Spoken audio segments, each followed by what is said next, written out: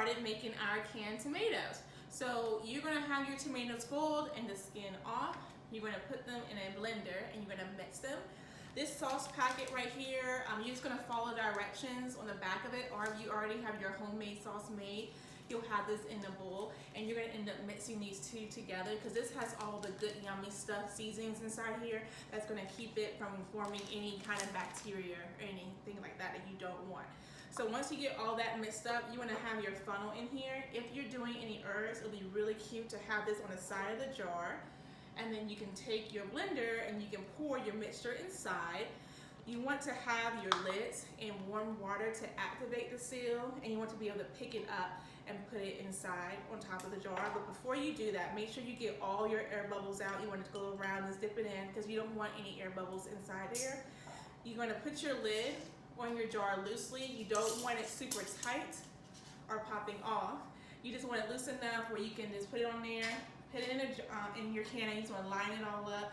And this is going to be filled with boiling water, and then you're just going to take it and put it inside, put your lid on. This recipe calls for 40 minutes in here, but look at your recipe. Everyone's a little different, so 40 minutes, an hour, maybe shorter, maybe longer. And then when you're ready, when it's all done, you'll take it off. You put the lid on here. You want to let it cool a little bit. You can use these little clamps to pull your jars out, and you want to have them like on a towel and lined up, and then it's nice to have a tea towel like over top of it, just kind of help keep it cool. And when it cool down a touch, you're going to open these up and you're going to lift it. Now this is not sealed, but if it was sealed properly, you'll be able to lift this up and the lid will not come off. If the lid comes off like that, you know it's not sealed properly. You cannot put them back inside, but what you can do is put them in your refrigerator, and next week you already got your meal planned for you. So let's go ahead and get some mixing and a blending and get this going. Okay, so now that we have our sauce all cooked and ready, what we're gonna do, if you want, you can get your herbs and you can kind of build your jars up with different herbs that you want to add. And then you're going to get your measuring cup, you're gonna put your funnel on first so you'll make a mess.